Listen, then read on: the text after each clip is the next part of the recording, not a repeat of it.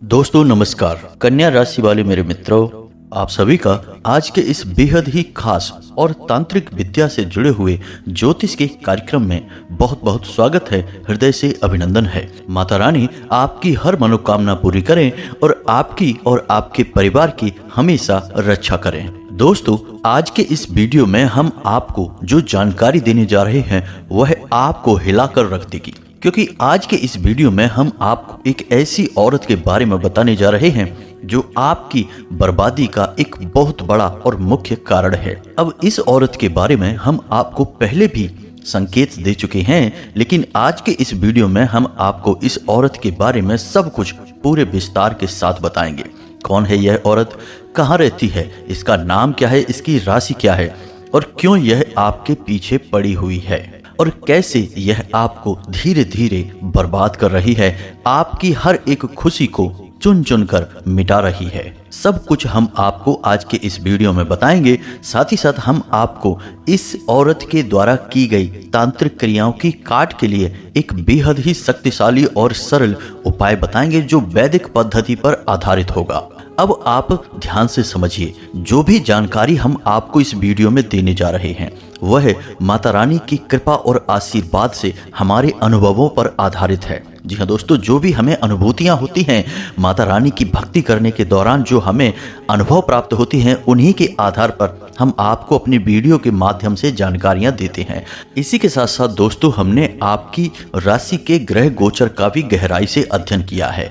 तो ऐसे में कुछ ऐसे जरूरी कार्य हैं जो आपको अवश्य ही कर लेने चाहिए। इन कार्यों को करने से आप न केवल नकारात्मक शक्तियों की चपेट में आने से बचेंगे, बल्कि आप जो भी कार्य करेंगे उसमें आपको कामयाबियां भी हासिल होंगी। जिसकी आपको सबसे अधिक जरूरत है वह सब कुछ आपको मिलना शुरू हो जाएगा। तो वीडियो बहुत ही ज्ञान से भरपूर है और बहुत मेहनत से हमने आपके लिए तैयार किया है। अब जिन लोगों के मन में माता रानी के लिए गहरा विश्वास है, उन लोगों के लिए इस वीडियो में एक बहुत बड़ा खजाना है। जी हाँ दोस्तों, माता रानी को सिद्ध करने का एक बहुत ही सरल उपाय है, बहुत ही सरल विधि है, जिसे हमारे प्राचीन ऋषि मुनियों ने ऐसे साधकों के लिए बनाया था जो गृहस्थ जीवन में जी रहे हैं, जिनके पास समय का बहुत अभाव है और जिन्हें वैदिक मंत्रों और विधि विधानों का पूरा ज्ञान नहीं होता है। तो ऐसे में वे लोग कैसे माता की सिद्धि हासिल करेंगे, माता की पूरी कृपा हासिल करेंगे और माता कैसे 24 घंटे उनके साथ रहेंगी, इसके लिए भी एक बहुत ही सरल विधि प्राचीन काल में हमारे ऋषि मुनियों ने बनाई थी। तो आज हम आपको वह विधि भी इस वीडियो के माध्यम से बताने जा रहे हैं। दोस्तों, यकीन मानिए कि यह वीडियो स्वयं माता रानी का एक आशीर्वाद है और खुद माता रानी आपको यह ज्ञान देना चाह रही हैं। हम तो एक छोटे से दास हैं, केवल माध्यम मात्र हैं। शब्द तो माता रानी के हैं, कृपा तो उनकी ही है। इसलिए पूरे भाव के साथ इस वीडियो को देखें, बिल्कुल भी इस वीडियो को बीच में ना छोड़ें। यदि आपने इस वीडियो को बीच में छोड़ दिया तो निश्चित ही यह आपकी एक बहुत बड़ी गलती होगी। कई बार आपने छोटी छोटी गलतियां की हैं जिनकी आपने बहुत बड़ी कीमतें चुकाई हैं। ऐसा नहीं है कि आपको इन गलतियों के बारे में पता ही नहीं चलता है, लेकिन जब तक पता चलता है तब तक बहुत देर हो जाती है। फिर चाहे वे आपके काम धंधे व्यापार से जुड़े हुए फैसले हों, घर परिवार में लोगों के साथ किया गया बर्ताव हो, हर जगह आप कहीं ना कहीं छोटी छोटी गलतियां कर ही जाते हैं और बाद में फिर पछताने के अलावा कुछ भी आपके हाथों में नहीं बचता है। तो अब कोई गलती मत करना, बस इस वीडियो को पूरा देखना। आपका जीवन निश्चित तौर पर बदलेगा, इस बात की हम गारंटी देते हैं। तो चलिए दोस्तों, माता रानी का नाम लेकर आज के इस वीडियो की शुरुआत करते हैं। लेकिन इससे पहले आपसे एक निवेदन है कि कमेंट में पूरे भाव के साथ, पूरी भक्ति के साथ माता रानी को हृदय से याद करते हुए जय मां भद्रकाली कृपा करो अवश्य लिखना। एक बार नहीं, 3 बार लिखना। माता रानी दौड़ी चली आएंगी और आपके जीवन का उद्धार कर देंगी, हमें पूरा विश्वास है। साथ ही साथ दोस्तों, अपना नाम और स्थान लिखना बिल्कुल भी ना भूलें। माता रानी के आशीर्वाद से आपको उनकी पूरी कृपा प्राप्त होगी। यह दास आपके नाम से शनिवार के हवन में आहुतियां करवा देगा। बाकी फिर माता रानी स्वयं जाने कि उन्हें क्या करना है, आपकी जिंदगी को कैसे बदलना है। साथ ही साथ दोस्तों, आपसे एक छोटा सा निवेदन और है कि यदि आप चैनल पर पहली बार आए हैं तो चैनल को सब्सक्राइब करके बगल में जो घंटी का निशान है उसे भी अवश्य ही दबा दें। इससे हमारा मनोबल बढ़ता है और यह बिल्कुल ही फ्री है दोस्तों। इससे हमें मानसिक बल प्राप्त होगा। नई ऊर्जा के साथ हम आपके लिए ऐसे ही बेहतरीन ज्ञान के खजाने लेकर आते रहेंगे दोस्तों। तो चलिए जल्दी से चैनल को सब्सक्राइब करिए, फिर आगे बढ़ते हैं। दोस्तों, यह औरत ऐसी औरत है जिसने पहले भी आपके जीवन में बाधाएं उत्पन्न की हैं। कई बार इसने आपके जीवन को मृत्यु के दरवाजे तक पहुंचा दिया है। जी हाँ दोस्तों, कई बार आपके जीवन में ऐसा अवसर आया है जब आपको लगा कि अब आपकी जान ही चली जाएगी, यानी कि परिस्थितियां इतनी खराब, इतनी नकारात्मक बन गई कि जब चारों ओर आपको सिवाय अंधेरे के कुछ और दिखाई ही नहीं दे रहा था। फिर ईश्वर की कृपा कहें, माता रानी का आशीर्वाद कहें कि आप जैसे तैसे उन परिस्थितियों को पार करके बाहर अवश्य ही निकल आए हैं। इसमें आपके पुण्य कर्म और आपकी सच्ची भावना भी शामिल है दोस्तों, जिसने आपको बचाया है। हम पहले भी आपको कई बार यह बता चुके हैं, फिर बता रहे हैं कि आपकी राशि के जातक जो हैं वे ईश्वर को बहुत प्रिय होते हैं, क्योंकि आपके अंदर जो भाव है, जो शुद्धता है, हृदय की पवित्रता है, वह किसी और इंसान के अंदर आसानी से देखने को नहीं मिलती है। फिर चाहे वह किसी से प्रेम करना हो, कोई रिश्ता निभाना हो, या फिर दान धर्म या फिर पूजा पाठ ही करना क्यों ना हो, आप जो भी करते हैं पूरे भाव के साथ करते हैं, सच्चे हृदय के साथ करते हैं। लेकिन अब उन लोगों का क्या करें जो आपके अपने ही बनकर आपको छलते हैं, आपके खिलाफ षड्यंत्र रचते रहते हैं और समय समय पर आपको फंसाते रहते हैं, आपके खिलाफ कुछ न कुछ ऐसी गतिविधि, ऐसी क्रिया कर देते हैं जो लंबे समय तक आपको पीड़ित करके रखती है। फिर आपको लगता है कि आप तो कोई गलत कार्य भी नहीं कर रहे हैं, आपने हर काम पूरी मेहनत और ईमानदारी से किया है, फिर सच्चे और अच्छे परिणाम आपको प्राप्त क्यों नहीं हो रहे हैं। तो दोस्तों, हम बता दें, इसका सबसे बड़ा कारण यही होता है कि किसी ने आपका गुप्त रूप से बंधन कर दिया है। अब बंधन चाहे आपकी बुद्धि का हो, आपके घर परिवार की खुशियों का हो, या आपके काम धंधे का यानी कि आपकी लक्ष्मी का हो। यह औरत आपके पड़ोस में रहती है। इस औरत ने पहले भी कई बार आपके ऊपर छोटी मोटी क्रियाएं करवा रखी हैं। अब आप ध्यान से समझिए कि आज के समय में किसी तांत्रिक क्रिया को करने के लिए किसी भी तांत्रिक के पास जाने की आवश्यकता नहीं है। जी हाँ दोस्तों, आज का युग ज्ञान का युग है, इंफॉर्मेशन का युग है।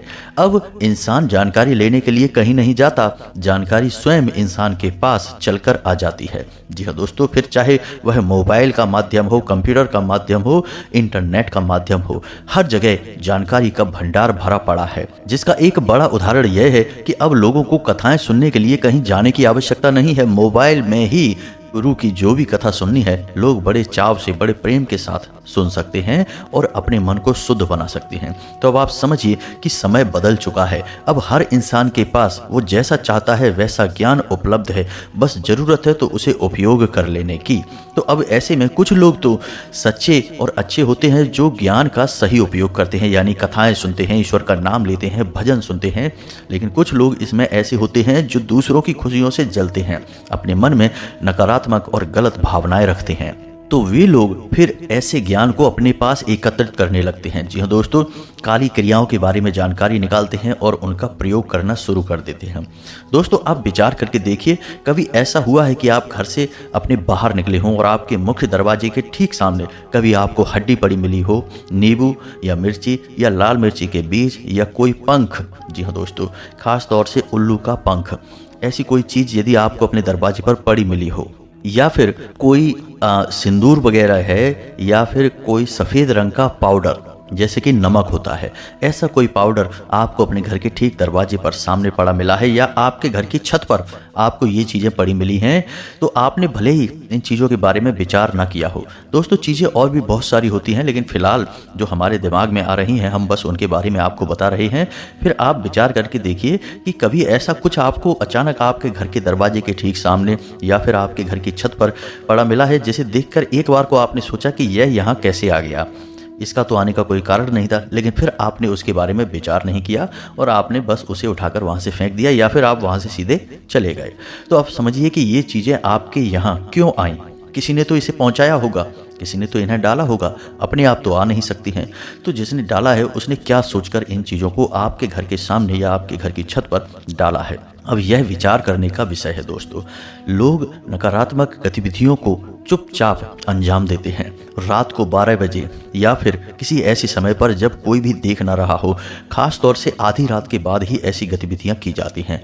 तभी तो किसी को पता नहीं चलता है। दूसरे दिन अचानक दरवाजा खोला तो सामने कुछ दिखाई देता है पड़ा हुआ। अब अनजाने में लोग इन सब बातों की अनदेखी कर देते हैं, लेकिन धीरे धीरे उनकी बर्बादी शुरू हो जाती है। कभी कभी ऐसा होता है कि आपके पुरखे पूर्वज आपसे प्रसन्न हैं, आपकी कुल देवी या देवता का साथ है आपके साथ, या फिर आपके पुण्य कर्म बहुत अधिक प्रबल हैं, तो इन शक्तियों का आपके ऊपर प्रभाव कम पड़ता है या फिर ना भी पड़ता हो, लेकिन ज़्यादा समय तक आप बच नहीं सकते हैं। जी हाँ दोस्तों, जैसे जैसे ये काली क्रियाएं आपको घेरती चली जाएंगी, आपके आसपास जो सकारात्मक ऊर्जा का वातावरण है वह धीरे धीरे छिन्न भिन्न होना शुरू हो जाएगा। जी हाँ दोस्तों, अब काली क्रियाओं का सीधा संबंध 2-3 ग्रहों से होता है दोस्तों, जिसमें राहु और केतु सबसे ऊपर होते हैं। शनि और शुक्र भी खराब होने लगते हैं। तो दोस्तों, जैसे ही किसी ने आपके ऊपर काली क्रिया की, तांत्रिक क्रिया की, वैसे ही आपका राहु नकारात्मक हो जाता है, आपके ऊपर दुष्परिणाम देने लगता है। तो इससे आपकी बुद्धि क्षीण होने लगती है, नकारात्मक कार्यों में आपकी रुचि बढ़ने लगती है, और जब आप खुद ही नकारात्मक कार्यों की तरफ आगे बढ़ने लगते हैं तो फिर देवी देवताओं की शक्ति आपसे दूर होने लगती है। इसीलिए तो दोस्तों यह कहावत बनी है कि विनाश काले विपरीत बुद्धि। जी हाँ दोस्तों, किसी ने कोई तांत्रिक क्रिया कर दी, आपके ऊपर टोना टोट का उपाय कर दिया, तो आपकी बुद्धि परिवर्तित हो जाएगी। अचानक आपको नकारात्मक गलत कार्यों में मजा आने लगेगा, आपका इंटरेस्ट बढ़ जाएगा। अब इससे यह होगा कि आपकी विपरीत बुद्धि हो गई, क्योंकि आपका समय खराब होना है। अब देवी देवता आपके साथ नहीं रहेंगे, आपका धार्मिक कार्यों में, अच्छे कार्यों में मन नहीं लगेगा। तो जब देवी देवता आपके साथ नहीं रहेंगे, सकारात्मक ऊर्जाएं आपका साथ नहीं देंगी, तो ऐसे में आपको बर्बाद कर पाना बहुत आसान हो जाएगा। अब कहने का मतलब यह है कि राहु आपके लिए नकारात्मक परिणाम देगा और आपकी बर्बादी की कहानी शुरू हो जाएगी। तो उम्मीद है दोस्तों कि आप समझ गए होंगे कि जो छोटी छोटी तांत्रिक क्रियाएं होती हैं वे कैसे कार्य करती हैं। वे आपकी ग्रहों को, यानी आपके राहु और केतु को खराब करना शुरू कर देती हैं। फिर शुक्र और शनि भी नकारात्मक होने लगते हैं। धीरे धीरे सारे ग्रह आपके लिए नकारात्मक परिणाम देना शुरू कर देते हैं। उसे ही कहते हैं विनाश काल। तो अब ध्यान से समझिए, जो हम आपको बता रहे हैं वह बेहद ही खास है। 2-4 दिन के अंतर में आपको ऐसी कोई चीज अपने घर के दरवाजे पर या आपके कार्यस्थल पर या फिर आपकी घर की छत पर पड़ी हुई मिली है या नहीं। यदि नहीं मिली है तो निश्चित तौर पर आपको दिखाई देगी ऐसी कोई चीज। जी हाँ दोस्तों, क्योंकि यह औरत अब फिर से आपके ऊपर एक क्रिया करना चाहती है। इसने मन बना लिया है, अब यह आपकी बर्बादी की कहानी लिखने वाली है। क्योंकि दोस्तों हम आपको बता दें कि इस समय आपका जीवन सामान्य चल रहा है। अब आपके जीवन में कोई खास परेशानियां हैं नहीं। छोटी मोटी जो परेशानियां हैं उनका समाधान आप आसानी से निकाल पाएंगे, लेकिन कोई भी ऐसी बड़ी अड़चन, कोई बड़ी बाधा आपके जीवन में है नहीं। तो अब ऐसे में जो आपसे जलते हैं, जो आपकी खुशियां देख नहीं पाते हैं, आपके चेहरे पर मुस्कुराहट नहीं देख सकते हैं, उन लोगों के सीने पर सांप लौट रहे हैं। अब आपकी कुछ छोटी मोटी आदतें भी ऐसी हैं कि आप कभी कभी दिखावेबाजी के चक्कर में ज़्यादा बोल जाते हैं या बड़ी बड़ी बातें कह जाते हैं या फिर थोड़ी बहुत दिखावेबाजी भी कर लेते हैं। इसकी वजह से लोगों का ध्यान आपकी ओर आकर्षित हो जाता है। और आप समझिए कि राशि चक्र में केवल एकमात्र आपकी ऐसी राशि है या आप एक ऐसे इंसान हैं जिससे हमेशा लोग जलते हैं। फिर चाहे आपकी परिस्थितियां कैसी ही क्यों ना हो, आप अच्छी या बुरी कैसी भी परिस्थिति में हो, लेकिन लोग आपसे हमेशा जलेंगे। अब इसका कुछ कारण भी है। इसका सबसे बड़ा कारण यह है दोस्तों कि आप कभी भी रोते बिलखते नहीं हैं, गिड़गिड़ाते नहीं हैं और अपने आत्मसम्मान से कभी समझौता करते नहीं हैं। लोग देखते हैं कि आप कभी भी किसी के सामने झुकते नहीं हैं, हमेशा चेहरे पर मुस्कुराहट रखते हैं। तो उनको ऐसा लगता है जैसे आपके अंदर कुछ तो खास बात है, कुछ तो ऐसा है जो दूसरों से अलग है, और बस इसी वजह से उनके मन में आपके प्रति जलन की भावना आने लगती है। आपने कई बार ऐसा नोटिस भी किया होगा दोस्तों कि पता नहीं क्यों लोग आपके हमेशा खिलाफ ही बने रहते हैं। यानी कि आप अच्छी बात भी बोलेंगे तो उसे काटने की कोशिश करेंगे। आप किसी के साथ कुछ भी अच्छा करने की या कहने की कोशिश करेंगे तब भी उसके परिणाम बुरे ही निकलेंगे, यानी नकारात्मक ही निकलेंगे। और पीठ के पीछे खास तौर से लोग आपके बारे में बुराइयां करते पाए जाते हैं। कई बार तो ऐसे लोग भी आपकी पीठ के पीछे बुराइयां करते हैं जिनसे आप बहुत अधिक प्रेम करते हैं, जिनके लिए आपने बहुत कुछ अपने जीवन में किया है, यानी खुद बहुत बड़ा त्याग करके उनके जीवन को बनाया है। ऐसे लोग भी आपके समर्थन में नहीं रहते, पीठ के पीछे वो भी आपके बारे में बातें करते हैं, क्योंकि कहीं ना कहीं उनके मन में भी आपके लिए जलन का भाव रहता है। तो आप समझिए कि यह कितना खतरनाक विषय है। तो आपको क्या करना है दोस्तों, आपको सतर्क रहना है। जब भी कोई ऐसी चीज़ें आपको दिखाई दें तो आप समझिए कि आपके ऊपर क्रिया हो चुकी है। अब ऐसे में आपको सबसे पहला कार्य तो यही करना है कि ये जो चीज़ें आपको दिखाई दे रही हैं, इन चीज़ों को आपको उठाकर किसी एक जगह पर एकत्रित करके जला देना है। जैसे मिर्ची है, नींबू है, या फिर कोई पंख है, या कोई और अन्य प्रकार की चुनरी है, या कोई सिंदूर से लगा हुआ कपड़ा वगैरह है। तो ऐसी चीज़ें आपको जब भी दिखाई दें अपने आसपास, तो उन्हें उठाकर आपको जला देना है। उन्हें आपको छूना नहीं है दोस्तों, किसी और से उन्हें उठवाएं, या फिर वो जहाँ पड़ी हैं वहीं आपको उन पर आग लगा देनी है, यानी कि पेट्रोल वगैरह डालकर और जला देना है। पूरी तरह से उन्हें जला देना है। दूसरा कार्य आपको यह करना है दोस्तों कि अपने घर को पूरी तरह से शुद्ध करना है और स्वयं को भी पूरी तरह से शुद्ध करना है नकारात्मक ऊर्जा से। यह आप कैसे करेंगे? अपने घर में हर कोने में गंगा जल का छिड़काव करें, यह बहुत ही आवश्यक है। और आपके घर में जो पोंछा लगेगा उस पोंछे में थोड़ा सा नमक अवश्य मिलवा दें, यानी उस पानी में नमक मिलवा दें, ताकि नमक वाले पानी से आपके घर में पोंछा लग जाए। तीसरा कार्य आपको यह करना है कि आप अपने घर के हर एक कोने में लौंग का एक एक जोड़ा रख दें। जी हाँ दोस्तों, ध्यान से सुनते जाएं, यह बेहद आवश्यक है। लौंग का एक एक जोड़ा रख दें और शाम के समय या रात के समय जब कोई आपको देख ना पाए, उस समय उस लौंग के जोड़े को उठाकर एक कटोरी में रखें और थोड़ा सा कपूर डालकर उसे घर के बाहर जला दें। जी हाँ दोस्तों, अपने मुख्य दरवाजे से बाहर रखकर जलाएं। इससे होगा यह है कि जितनी भी नकारात्मकता आपके घर में आई है वह बाहर निकल जाएगी। साथ ही साथ दोस्तों, आपको एक कार्य और करना होगा कि अपने घर के हर एक कोने में आपको छोटी छोटी कपूर की टुकड़े, यानी छोटे छोटे कपूर के टुकड़े यानी कि टिक्कियाँ आपको रखनी होंगी। इससे आपके घर में नकारात्मकता कभी आएगी नहीं। कपूर की कुछ ऐसी खास बात होती है कि यह नकारात्मकता को अपने से दूर भगा देता है, इसीलिए इसे पूजा पाठ में खास तौर से प्रयोग किया जाता है। अब इसी के साथ साथ आपको यह भी करना होगा कि आपने अपने पितृ पूर्वजों के नाम से यदि दीपक जलाना प्रारंभ नहीं किया है तो कम से कम 21 दिनों तक दक्षिण दिशा में अपने पितृ पूर्वजों के नाम से दीपक जलाना प्रारंभ कर दें।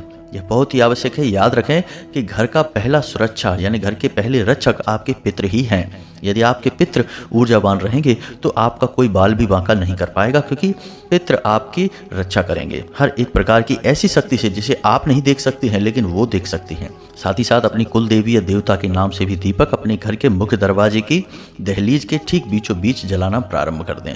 अब आपका सुरक्षा घेरा पूरी तरह से तैयार हो चुका है। अब आपको स्वयं की रक्षा करनी है। तो स्वयं की रक्षा के लिए हम आपको बता दें कि आप जिस पानी से स्नान करें उस पानी में थोड़ा सा नमक अवश्य मिला लिया करें।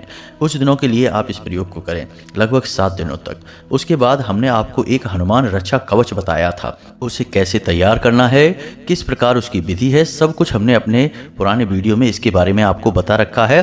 फिर भी आपको अभी बता देते हैं कि एक लाल रंग का धागा लेना है और किसी भी शनिवार या मंगलवार के दिन आपको रात्रि को 8 या 9 बजे के बीच हनुमान जी के मंदिर में जाना है।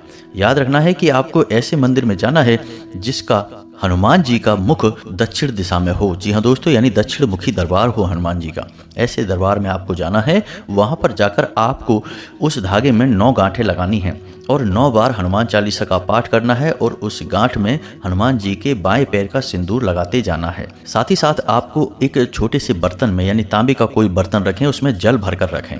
तो जब जब आप हनुमान चालीसा का पाठ करें उस धागे में गांठ में सिंदूर लगाएं, उतनी ही बार आपको उस जल में फूंक भी मारना है। तो 9 बार आप हनुमान चालीसा पाठ करेंगे, 9 फूंक आप जल में मारेंगे और 9 ही गांठों में आप हनुमान जी के बाएं पैर का सिंदूर लगा लेंगे। तो इस क्रिया को आप करेंगे। उसके बाद अंत में आप एक बार बजरंग बाण का पाठ करेंगे।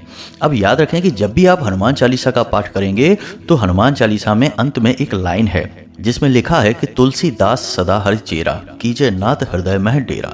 तो इसमें आपको जो तुलसीदास बोला है उसकी जगह खुद का नाम लेकर बोलना है। जैसे आपका नाम यदि रमन है तो आपको बोलना है रमन दास सदा हरि चेरा कीजय नाथ हृदय मह डेरा। तो यह आपके लिए हनुमान चालीसा का पाठ हो जाएगा। दूसरा कि हनुमान चालीसा आपको पढ़ना है ना कि रटना है, यानी याद आपको बेशक हो तब भी आपको किताब में से ही हनुमान चालीसा पढ़ना होगा। और जब आप हनुमान चालीसा का पाठ करेंगे तो आपका मुख उत्तर दिशा की ओर होना चाहिए और एक और छोटी सी बात दोस्तों, कि जब भी हम किसी भी देवी या देवता की पूजा करते हैं मंदिर में खास तौर से, तो ठीक उसके सामने बैठकर कभी पूजा नहीं की जाती है। आपको थोड़ा बाईं ओर या फिर दाईं ओर खिसक जाना चाहिए, सामने जगह छोड़नी चाहिए, तब पूजा करनी चाहिए।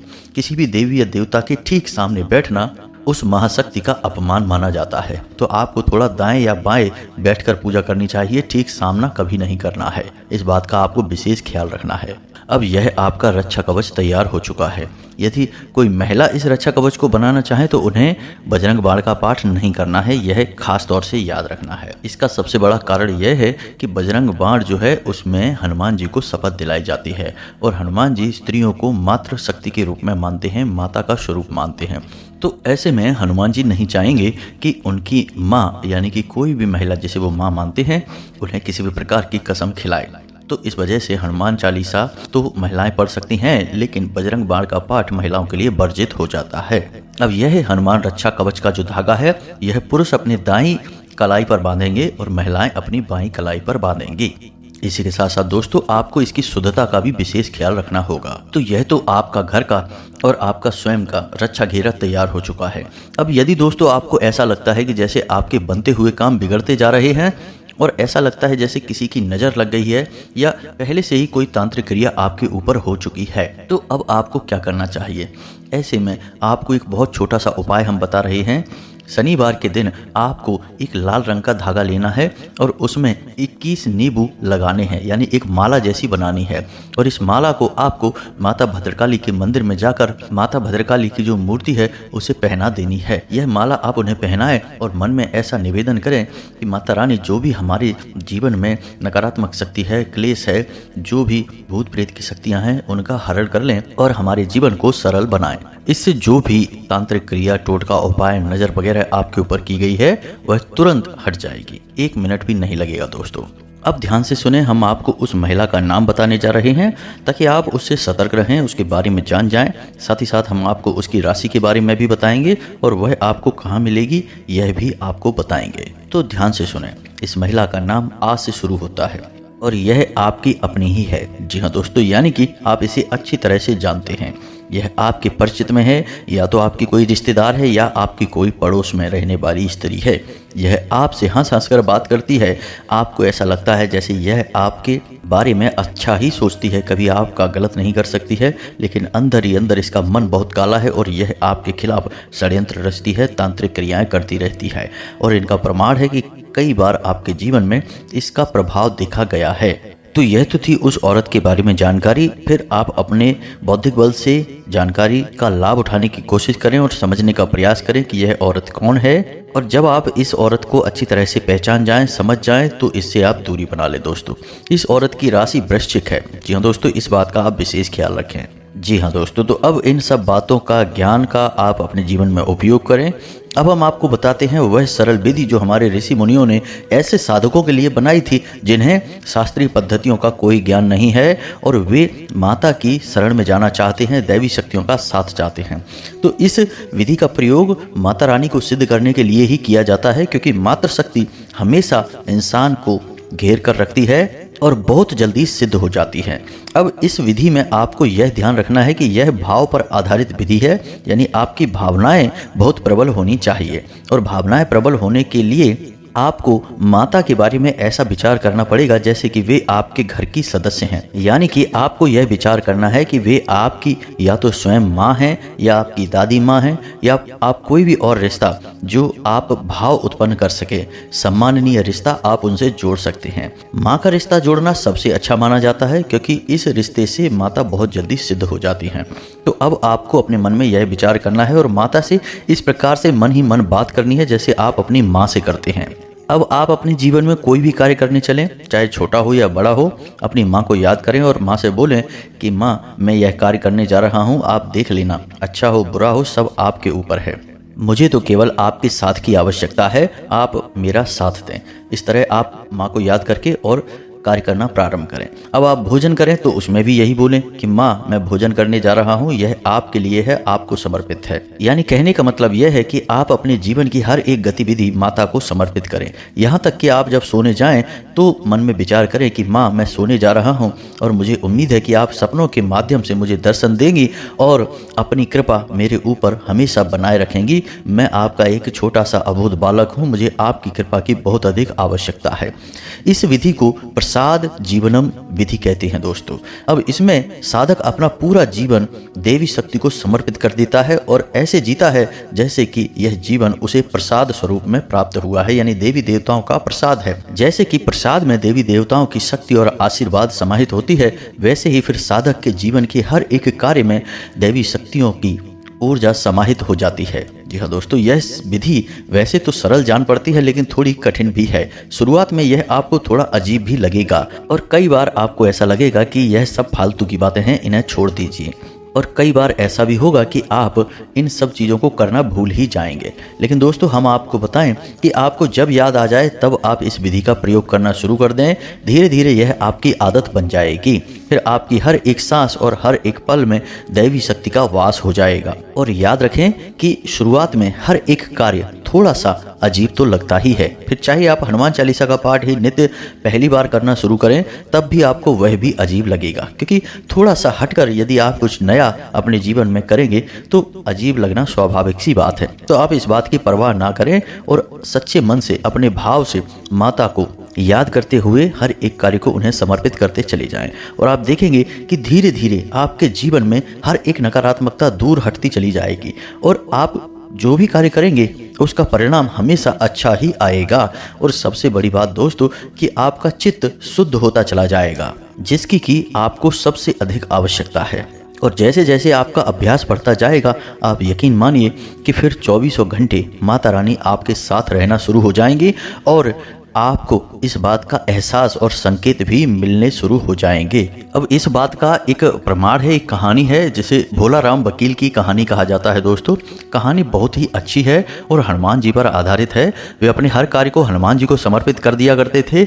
एक दिन वे एक अपने बहुत जरूरी कार्य को करना भूल गए और हनुमान जी की पूजा में भक्ति में लीन थे, तो उनका वह कार्य स्वयं हनुमान जी करने चले गए।